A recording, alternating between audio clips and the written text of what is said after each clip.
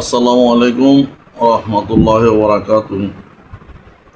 প্রিয় ভিউয়ার্স, মা বাবা, ভাই বোনেরা, দীর্ঘদিন ভিডিও না করার কারণে আমি দুঃখিত। বিভিন্ন পেরেশানের মধ্যে ছিলাম, এই কারণে অনেকদিন পর্যন্ত ভিডিও করতে পারতেছি না। আপনাদের সামনে আজকে আবার হাজির হইলাম। যে আশা আকাঙ্ক্ষা ছিল আমার ব্যক্তিগত জীবনের গল্পগুলো আপনাদের কাছে উঠিয়ে ধরব। ভালো লাগলে লাইক কমেন্ট শেয়ার করবেন। আসুন জীবনের গল্প প্রথম পর্ব আরম্ভ করি। এইচআর স্টোরিজ 105 নম্বর পর্ব। 1977 সালে ক্লাস 5-এ পড়ে, সম্ভবত আমার বয়সের 11 বৎসর। প্রথম জীবনের বুদ্ধি হওয়ার আগের ঘটনাগুলো মনে নাই। বুদ্ধিশুদ্ধি হওয়ার পরে 11 বছর বয়স পর্যন্ত ক্লাস 5-এর 77 সালের স্টুডেন্ট ছিলাম। তখন পর্যন্ত জীবনের গল্প থেকে আপনাদেরকে কিছু শোনাব, আশা করি উপকৃত হবেন। আমার দীর্ঘদিনের আশা আকাঙ্ক্ষা আপনাদেরকে জানানোর জন্য। যদি আপনাদের ভালো লাগে তাহলে আমার ভিডিওগুলো সার্থক হবে, আপনারা উপকৃত হবেন। আসুন প্রকৃত জীবন কাহিনী, সত্য ঘটনা আপনার সামনে তুলে ধরি। বিসমিল্লাহির রহমানির রহিম। দাদা দাদি, নানের খুবই আদরের নাতি, মা বাবার স্নেহের পাত্র। আমি সবার বড়। পিছনে আমার ছোট 3 বোন।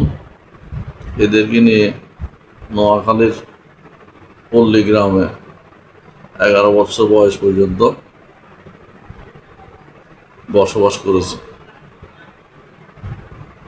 জামালপুর গ্রাম, দাদি আছেন, দাদির আদর, স্কুল, সকালবেলা মাদ্রাসা, মুক্ত পড়াশোনা শেষ করে সুযোগ করে পাশের গ্রামের নানা বাড়ি। একই দিনে নানের আদরও নিয়ে আসতাম, দাদির কাছে চলে আসতাম। এইভাবেই ছোটবেলার দিনগুলো কেটেছে। আসুন সেই দিনগুলো থেকে নিজের 11 বছর বয়সের দুরন্ত প্রকৃতির গ্রামের বসবাস করার সেই স্মৃতিগুলো আপনার সামনে বলে। ছোট ছোট বন্ধু বান্ধব মিলে গোল্লা চুট, পয়সা করে দিয়ে কুতকুত খেলা, ব্যাট বল খেলা, ফুটবল খেলা, এগুলা জীবনের স্মৃতি হিসাবে আজও নিজেকে পূর্ণ করে। সেই দিনই অনেক ভালো ছিল, সবার আদরের পাত্র ছিলাম।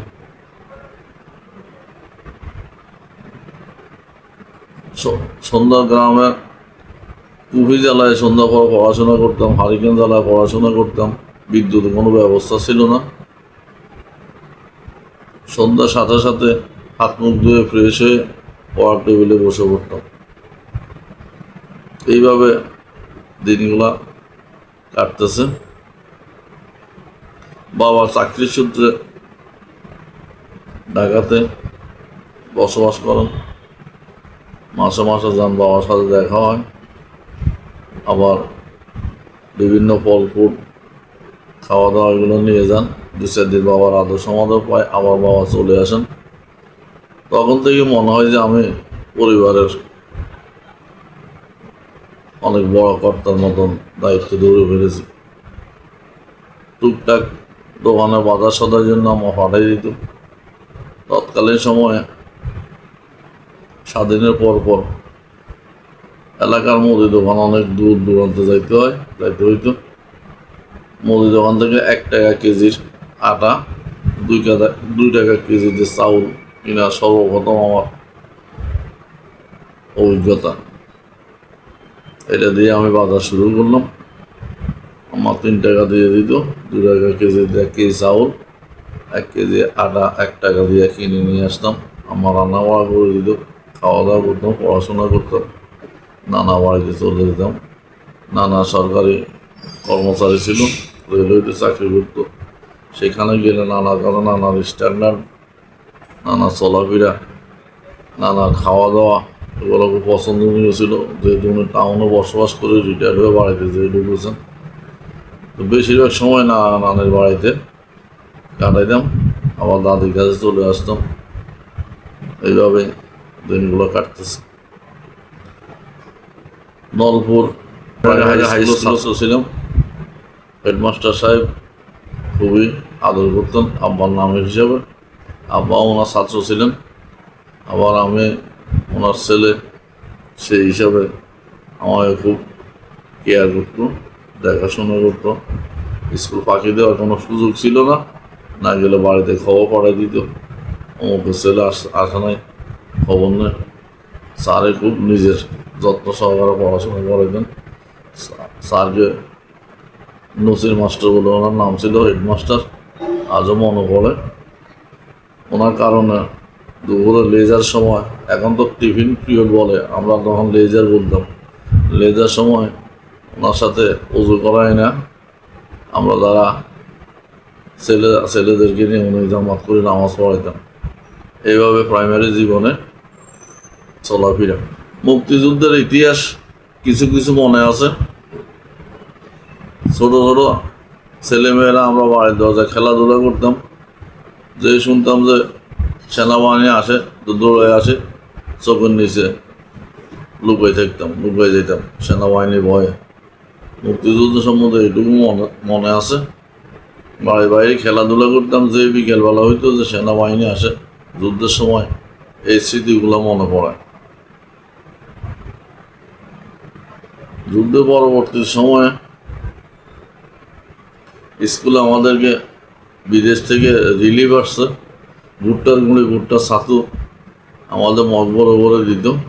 তখন তো প্যান্ট ট্যান্টের ব্যবস্থা ছিল, লুঙ্গি করে শার্ট গায়ে দিয়ে স্কুলে যেতাম। শার্ট খুলে শার্টের ভিতরে দুধের গুঁড়ি লয়ে লইতাম, ভুট্টার গুঁড়া লয়ে লইতাম, এগুলো নিয়ে কাঁধে করে বাড়ি চলে আসতাম।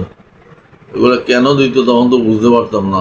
স্কুলে দুধের গুঁড়া দেয়, ভুট্টা দেয় খাওয়ার জন্য। দুর্ভিক্ষের যে সময় গেছে 74 সালে, সে দুর্ভিক্ষের কথা আমরা তো বুঝতে পারি নাই, কিন্তু এই কারণে দুর্ভিক্ষের বিদেশ থেকে রিলিফ আসতো। রিলিফের জিনিসগুলো স্কুলে বাচ্চা কাচ্চাদেরকে দান করতো। স্কুলে যায় পড়াশোনা করে আসার সময় লুঙ্গি পাইতা, শার্ট খুলে শার্টের ভিতরে করে দুধের গুঁড়া করে নিয়ে আসতাম। এগুলো অনেক স্মৃতি আজও মনে পড়ে গ্রামে বসবাস করার সে সময়। বাড়ি থেকে অনেক দূরে, প্রায় 3 কিলো 3.5 কিলো স্কুলের রাস্তা।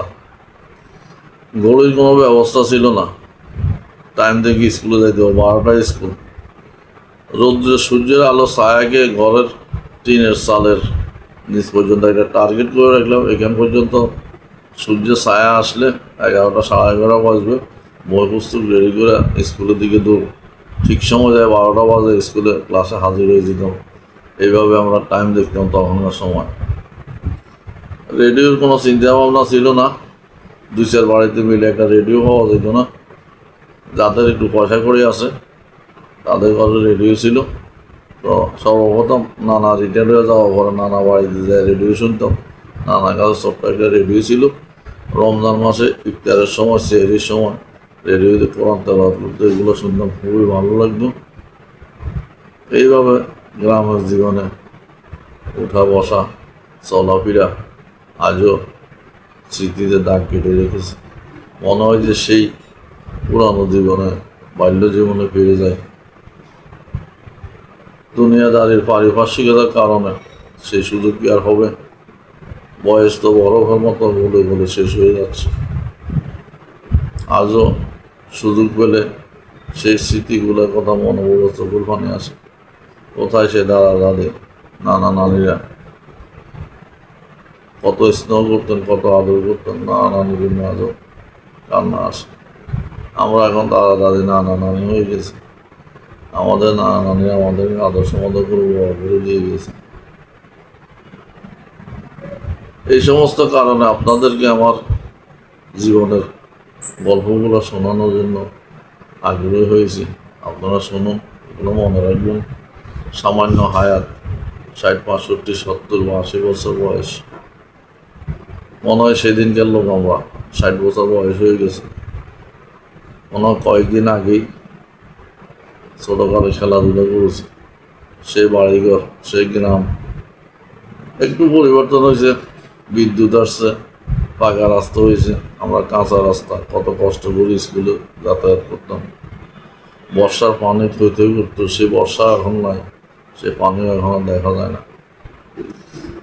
স্কুলে ভাগে সুযোগ পেলে জাল নিয়ে পুকুরে নেমে যেতাম, খালি বিলে নেমে যেতাম, জাল দিয়ে মাছ ধরে নিয়ে আসতাম। আজকালকার বাচ্চারা, আমাদের ছেলেমেয়েরা এগুলো তো কিছুই জানে না, শিখে নাই, দেখেও নাই, তারা বুঝবেও না। এই সমস্ত কারণে আমি ভিডিও করার জন্য ভুল হয়েছে। ভার্সিটিতে পড়তেছে আমার ছেলে, এখনো তার হাতে বাজার করে না। বাজার করানোর চিন্তা ভাবনা করি না বাচ্চা কাচ্চাদের হাতে। সেই প্রাইমারি জীবনে পারিবারিক কারণে বাজার করে সংসার চালানোর জন্য নিয়ে আসতে হইতো। 2 কিলো 3 কিলো দূরত্ব রাস্তা, সাপ্তাহিক বাজার। এই ছোট মানুষ ব্যাগ কাঁধে করে নিয়ে যায়, বাজার করে নিয়ে আসতে হইতো। যেহেতু ঘরের 3 বোন, বাবা ঢাকায় থাকেন, ওদেরকে তখন থেকে দায়িত্ব নিয়ে বাজার সদাই এভাবে করা সেই জীবন থেকে শুরু করেছি। বয়সের 11 বছর বয়স, তখন তো ক্লাস 5-এ, কিন্তু 3, 4 এই বয়সটার সময় বললাম না, 1 কেজি আটা 1 টাকা, 1 কেজি চাউল 2 টাকা। পরবর্তীতে 77 সাল পর্যন্ত ক্লাস 5 যত দিন যাচ্ছে ততই ব্রেন খুলতেছে, ততই বুদ্ধি বাড়তেছে। এভাবেই ছোটকালের দিনগুলো কাটাইলাম। রিক্সার কোনো চিন্তা ভাবনাই ছিল না। যদি কেউ বেড়াইতে যাইতো, রিক্সা আরও 2-4 দিন আগে অর্ডার দিয়ে রাখতে হইতো, গ্রামে অন্য প্রান্ত থেকে আমরা অমুক দিন বেড়াইতে যাব, রিক্সা করে নিয়ে দিয়ে আসবে। সে অর্ডার দিয়া রিক্সার ভিতরে চতুর্দিকে কাপড় পেঁচাইয়া পর্দা দিয়া দাদিকে নিয়ে দাদির বাপা বাড়ি যেতাম বেড়ানোর জন্য, আম্মাকে নিয়ে আমার বাপা বাড়ি যেতাম বেড়ানোর জন্য। সে ছোট আমাকে রিক্সার নিচে বসাই দিত, পায়ের সাইডে আম্মার দাদির পায়ের সাইডে বসতাম, মুরব্বীরা সিটির উপরে বসতাম। এইভাবে সেই স্মৃতিগুলো কেটেছে।